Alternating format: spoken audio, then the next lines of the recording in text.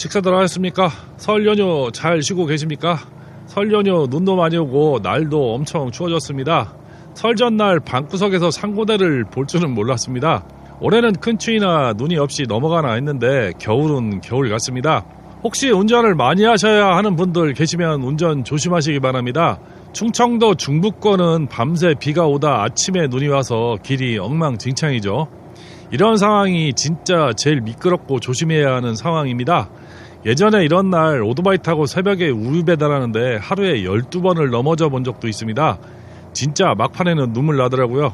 요구르트 우유 다 터지고 굴러서 배달도 못하고 진짜 눈물이 안 나올 수 없는 상황도 있었습니다.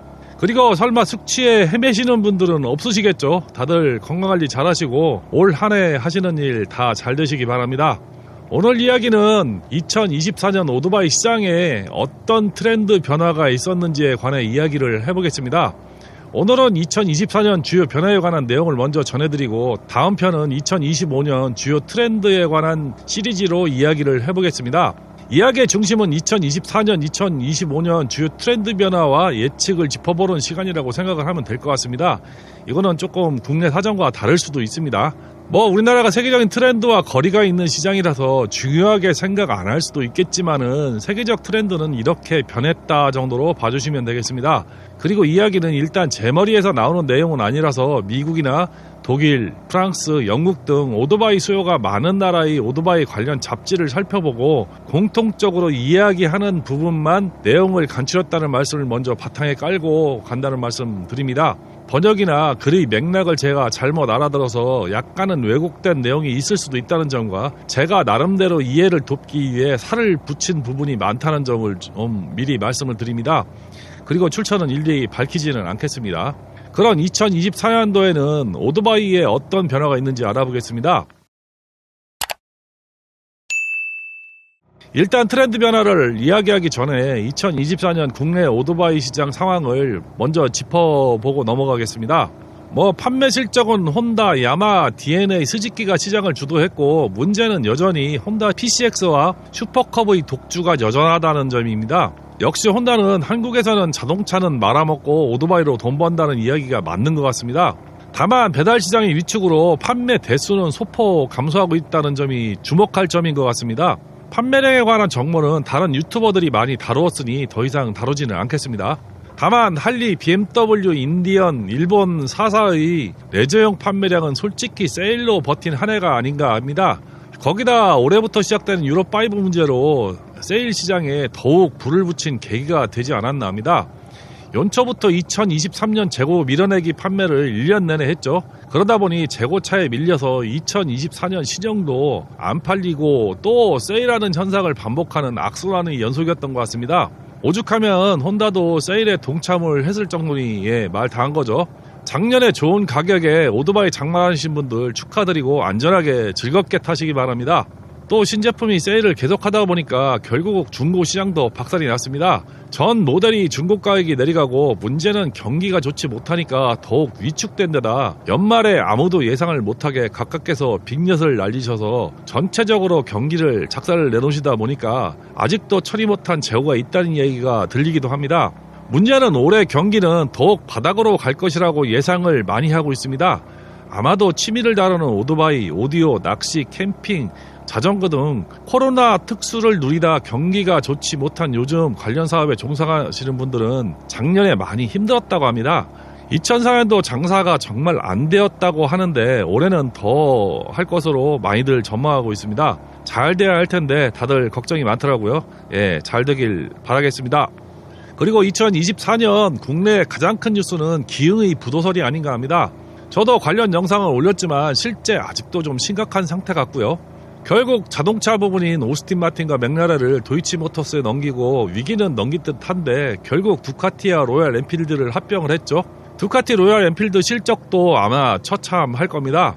특히 로얄 엔필드 판매가 2020년부터 23년에 비해 엄청 많이 안 팔렸으니까 이제는 다 아시는 이야기일 겁니다.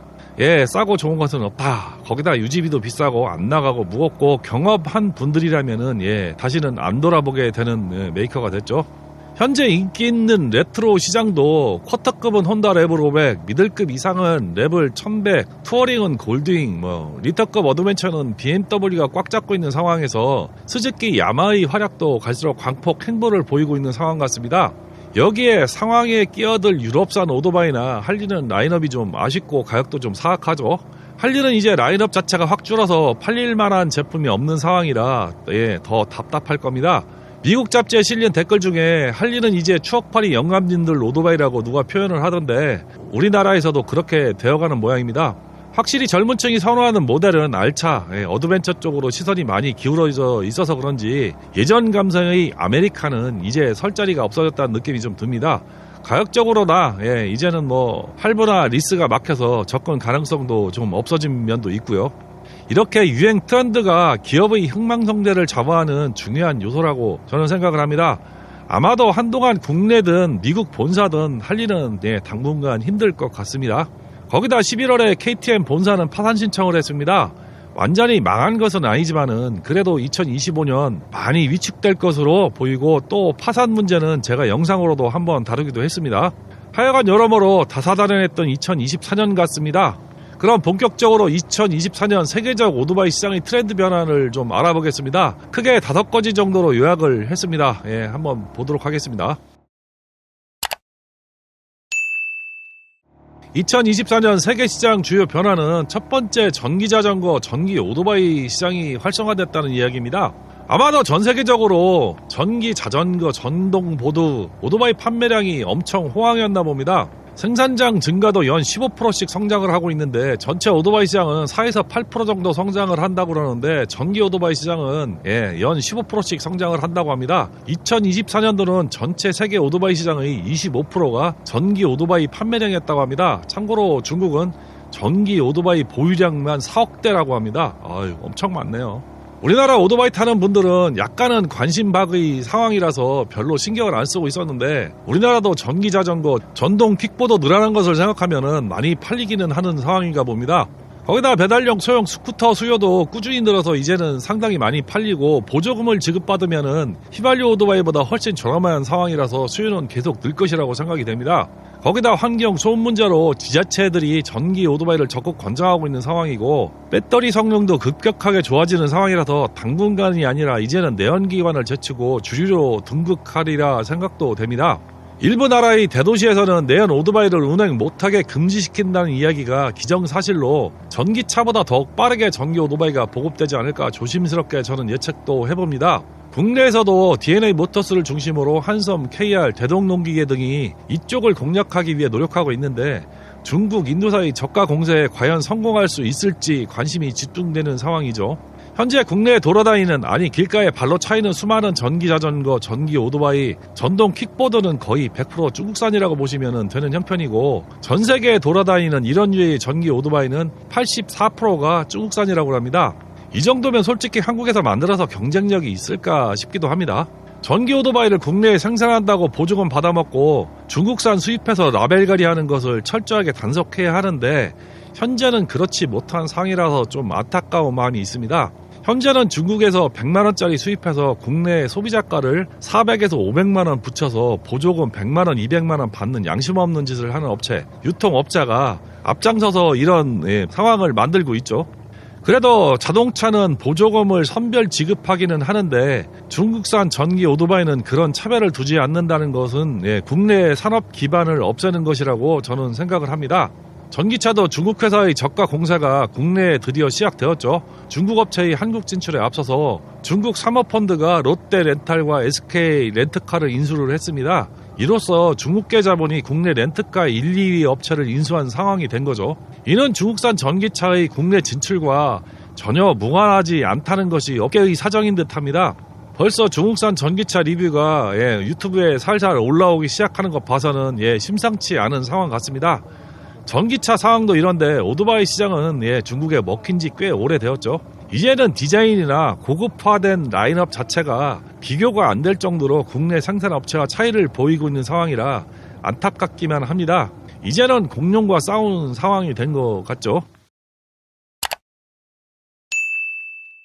두 번째, 경량 미들급 어드벤처의 인기. 경작 미들급 어드벤처는 전혀 새로운 장르는 아니었습니다. 우리나라에서는 별로 인기가 없어서 그런지 외국에서 국가 간 이동이나 대륙 간 여행에는 필수적으로 사용되는 오토바이가 어드벤처 장르의 오토바이였습니다. 이런 장르는 동서간의 냉전이 종식되고 국가 간 이동이 자유스러워진 90년대부터 필요성이 더욱 대두되면서 많은 인기가 있었던 장르였습니다. 또 파리 다카르라는 오프로드 경기가 인기를 끌은 90년대에는 오토바이 업체 간 기술 경쟁의 장으로 서로 고성능, 경량화 경쟁을 하던 계기로 더욱 인기를 끌고 판매도 많았던 분야였습니다. 90년대는 우리는 오토바이 취미용 시장이 막 시작되던 때라 크롬이 번쩍거리지 않으면 팔리지 않았던 시대라 관심밖에 물건이었으니 우리가 모르는 것은 당연할지도 모릅니다. 인기가 있었던 모델은 스즈키 DR650, 가와사키 KLR650, 혼다 XR650, 야마 XT650 등이 미들급 어드벤처로 많이 알려져 있습니다. 90년대에는 KTM이라는 걸출한 오프로드 제왕이 탄생하면서 시장을 선도하기도 했고요. 이런 것보다 한 단계 아래로는 400에서 450급 엔트리 모델도 많았었습니다. 이런 모델의 공통점은 극강의 체중 감량을 위해서 공랭을 채택해서 무게가 100kg 중후반이라는 점입니다. 거기다 커다란 연료통으로 개조하고 짐을 엄청나게 실을 수 있는 튜닝 파트가 많이 있다는 점도 인기 비결이었습니다. 그렇게 개조해서 대륙간 여행을 한다든지 미국이나 호주, 아프리카 등을 횡단하는 여행하는 여행자에게는 어쩌면 빛과 같은 존재감을 빛내던 시절도 있었습니다. 이게 저도 몰랐던 것 중에 하나가 우리나라는 도로 포장률이 엄청 높다고 합니다. 예전에 회사 다닐 때 생산지 직원 중에 몽골이나 동남아 출신 외국인들이 하나같이 이야기하는 말이 도로 포장이 엄청 잘 돼 있어서 놀랐다는 이야기를 하는 거였습니다. 유럽이나 미국도 말에서 약간 벗어나면은 비포장인데 못 사는 나라는 얼마나 엉망일지 충분히 예측이 가능하실 겁니다. 이런 환경에서는 가볍고 괜찮은 출력과 고장도 안 나고 아무 휘발유만 넣기만 하면은 잘 나가는 오토바이가 절대적으로 필요할 겁니다. 그래서 인기가 있었던 것이죠. 요즘 오토바이처럼 고급류도 필요 없고 메인터넌스 정비 주기도 길어서 정말 기름만 넣으면 잘 가는 그런 오토바이들이 많았던 시기죠. 이런 모델들은 8, 90년대에서 2000년대까지 꾸준히 인기가 있었는데 2000년대 이후 점점 고급화한 모델이 개발되고 투어링과 어드벤처가 합쳐져서 듀얼 퍼포즈라는 장르가 생기면서 좀 시들해졌습니다. 스즈키는 DL650 V스트롬으로, 가와사키는 버서스 650, 혼다는 NC750, 야마하는 트레이서 7, 그리고 그 외에 BMW GS로 디자인을 바꾸고 고급화하면서 판매고를 올리고 여기에 더해 투어러로서의 기능을 강조하다 보니까 배기량이 높아진 하이엔드급 멀티가 한동안 시장을 섭렵하기도 했었습니다. 대표적으로는 BMW 1200GS, 혼다 순행 4기통 크로스러너, 아프리카 트윈, 야마 슈퍼 따레네, KTM 1200 슈퍼 어드벤처, 가와사키 버서스 1200, 트라이언프 1200, 두카티 멀티 스트라다가 대표적인 하이엔드 멀티 기종이 인기가 있었죠. 그런데 이런 하이엔드 멀티는 솔직히 좀 무겁고 포장도로를 달리는 용도지 비포장을 다니는 것은 쉽지 않은 모델들이죠. 아마도 포장도로와 비포장 비율을 8대2 정도밖에는 쓸모가 없을 겁니다. 그래서 경량화되고 성능도 좋은 액티브하고 아드레날린을 채울 수 있는 가벼운 모델의 수요가 다시 생기는 것이 아닌가 합니다. 또 이게 환경규제와 맞물려 배기량을 줄여서 환경규제에 대응할 수 있는 모델을 찾다 보니까 생산업체의 필요성과 고객의 니즈가 맞아떨어져 다시 인기가 있는 거 아닌가라고도 추측을 해봅니다. 그런데 이 바닥 시장을 선도하고 있는 KTM과 야마 때레네 700, 스즈키는 V스트롬 800D, 혼다는 트랜스알프 750으로 시장을 2004년에는 주도를 했습니다. 또 로얄 엔필드는 히말라야 412를 수행으로 바꿔서 450으로 출시를 했고, 트라이언프 및 일본 메이커도 350에서 500cc대 스크램블러를 연속해서 출시를 했죠. 그런데 외국에선 선풍적인 인기가 있는 야마 때레네 700은 오래전부터 외국에서는 주목받고 있는 모델인데 국내에는 수입이 안 되고 있는 건지 좀 아이러니하기도 합니다. 솔직히 야마나 가와사키는 마케팅 팀이 있기는 한 걸까라는 의심이 들 정도로 장사하겠다는 것인지 참 거시기하기도 합니다. 세 번째, 스마트 기능, 고객 편의 기능. 작년 한 해 오토바이 디자인의 가장 큰 변화는 계기판 디스플레이가 전반적으로 커지고 컬러풀해졌다는 것입니다. 이제는 흑백 계기판을 신차에서 볼 수가 없어지고 전부 컬러로 바뀐 것은 물론 크기도 시인성도 좋은 TFT 계기판을 사용했다는 점이 가장 큰 변화일 겁니다. 거기다 블루투스 연동되는 것까지 발전을 했습니다. 그런데 아직은 스마트폰 밀러링이나 안드로이드 오토, 카플레이가 안 되는 기종이 있기는 한데 아마도 대세는 못 이길 것으로 생각이 됩니다. 언젠가는 모든 기종에서 도입할 수밖에 없는 상황이 될 것으로 판단이 되죠. 현재는 BMW, 스즈키 정도가 자사 프로그램을 사용하지만은 아마도 언젠가는 연동할 수밖에 없을 겁니다. 다만 지도 서비스는 BMW가 자국만 쓰는 지도 기반이라 한국에서는 무용지물인데, 이는 한국에서는 구글 기반 지도가 아직은 좀 부족한 솔루션을 제공해서 그런 듯합니다. 한국, 중국 포함 일부 공산국가나 아프리카를 제외하고는 거의 구글 기반 지도를 사용하고 있기 때문에 이게 한국만의 문제는 아니기는 한데, 아마도 스마트폰 연동 밀러링만 된다면은 해결될 문제라 그리 크게 문제는 아니라고 생각을 합니다. 오토바이 회사가 자동차보다 좀 보수적이고 변화에 확실히 둔하다는 것은 이런 스마트화 분야가 특히 그런 것 아닌가 합니다. 돈 주고 라이센스만 취득하면은 장착 가능한 옵션이고 다 개발이 완료된 상태여서 어려운 기술도 없는 분야인데, 미적거리는 것은 아마도 생산 단가 문제나 보수적인 태도 때문에 변화를 그닥 반기지 않는 오토바이 업체의 문화라고 저는 생각을 합니다. 또한 많은 변화가 있는 분야가 자동 변속기입니다. 퀵십부터의 시대를 지나서 혼다 DCT, 이클러치, BMW ASA, 야마 YAMT, KTM EMT 등 자동 변속기가 본격적으로 발매된 시점이 2024년이 아닌가 합니다. 아마도 몇 년 지나서 어느 정도 소프트웨어가 업그레이드되어 안정화된다면은 이제는 수동 기반의 오토바이는 찾아보기 힘들 정도로 빠르게 보급되지 않을까 합니다. 오토바이 자동 변속기는 자동차처럼 아주 복잡한 메커니즘도 아니고, 얼마 전 두 편의 영상에서 알아봤듯이 어차피 수동 기반의 메커니즘일 뿐인데, 오토바이 제작 회사마다 각자 본인의 기술이 최고라고 자랑은 하지만은 제가 보는 입장에서는 혼다를 제외하고는 거기서 거기 기술이라고 생각을 합니다. 아주 간단한 메커니즘으로 만들어서 자동차보다 훨씬 간단한 구조로 되어 있고, 가격은 자동차와 비슷하게 책정을 했다면은 오토바이 제조사 입장에서는 그만큼 큰 수익을 낼 수 있는 수익성이 좋은 사업일 겁니다. 그렇다면 오토바이 제작사는 더 많은 이익을 남기기 위해서라도 자동 변속기를 열심히 만들고 팔 겁니다. 그래서 대세를 더욱 앞당길 것이고, 또한 소프트웨어로 엔진과 변속기 로직을 제어한다면은 환경 기준도 충족하기 유리한 면이 분명히 있기 때문에 아마도 소비자는 반강제라도 어쩔 수 없이 자동 변속기 오토바이를 탈 수밖에 없는 시대는 분명히 오긴 올 것 같습니다.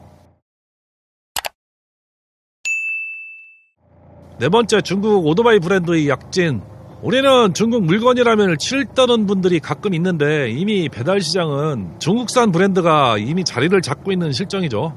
DNA, KR에서 판매하는 내연기관 모델은 전부 중국산이라는 것이 많이 알려진 사실이고요. 거기다 존테스를 비롯해 CF 모토, 바이오신, 종쉔, 에보크, 뷰캐너, 보그 이런 브랜드는 많이 들어본 브랜드일 겁니다. 그리고 망해가는 이탈리아 메이커를 인수해서 다시 한번 런칭한 베넬리, 몬디알, 모트모르니 등은 세계 시장에서 엄청난 성공을 거두고 있는 실정입니다. 유럽에서는 꽤 많이 팔리고 신뢰성이나 성능도 인정받아서 판매량도 상당하다는 이야기가 많습니다. 인도산 오토바이보다 품질도 괜찮다는 평이 많다는 것은 이제 세계 시장에서 인정받고 있는 상징적인 모습이 아닌가 합니다. 사실 오래전부터 KTM, BMW는 800cc 이하, 혼다는 500cc 이하 모델은 중국에서 제조하거나 엔진을 공급받는다는 것은 다 아는 사실일 겁니다. 과거 저배기량 일변도의 스쿠터와 네이키드 모델만 출시하던 업체들이 이제는 고배기량 아메리칸, 고급 투어러까지 제조를 하고 있습니다. 이제는 8기통 2000cc 최고급 투어러까지 만들고 있기는 하지만 글쎄 이거 살만한지는 모르겠습니다. 아무리 가격이 저렴해도 저라면 그 돈이면 유럽산이나 일제 중고를 타지 중국산 고급 하이엔드 오토바이는 아직 아니라고 보기는 합니다만은, 미들급까지 제품군은 확실히 가성비 면에서 시장에서 인정받는 분위기라는 것은 분명한 것 같습니다. 우리나라에서는 2000년대 초반 중국산 싸구려 저배기량 성능이 떨어지는 오토바이가 많이 들어와서 아주 이미지가 곱창났다고 하나요? 그렇게들 표현합니다. 언덕도 못 올라가는 오토바이라고 해서 중국산 하면 업자도 고개를 내젓을 정도로 이미지가 안 좋기는 하지만은 확실히 요즘 중국산은 틀리다는 말이 맞는 것 같습니다. 다섯 번째, 경량 스포츠 알차. 알차 하면은 리터급을 많이 생각하는데 환경 규제에 가장 타격을 많이 입은 분야가 스포츠 바이크 시장입니다. 사실 오토바이 전체 판매량을 본다면 거의 40%의 시장을 잃을 위기에 있다는 것이 사실이죠. 당장 야마하가 아연을 단종시켰고 다른 브랜드도 출력을 낮춰 출시하거나 계획하고 있는 상황입니다. 그러다 보니 배기량을 낮춘 400, 500, 650, 700cc대의 경량 스포츠 바이크가 새로 등장하기 시작했습니다. 없던 분야가 생긴 것은 아니고 새롭게 디자인하고 2기통으로 출력을 올려서 출력 경쟁을 하고 있는 상황으로 보입니다. 실제 가와사키 400R이 국내에서 1600만원이라는 엄청난 가격에도 불구하고 상당한 판매량을 기록하기도 했습니다. 이제는 아마도 리터급 1000cc에 200마력 이상 나오는 오토바이는 꿈의 오토바이로 남을 가능성이 높은 것 같습니다.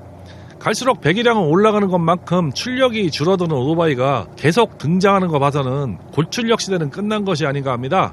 이상 2024년도 트렌드 변화를 알아봤습니다. 대륙별, 국가별 약간은 다른 내용을 이야기하는데 공통적으로 많이 거론되는 5가지 이야기만 골라서 이야기해봤습니다. 다음 시간에는 2025년 예상 트렌드를 이야기해 보겠습니다. 남은 설 연휴 알차게 보내시기 바랍니다. 시청해주셔서 감사합니다.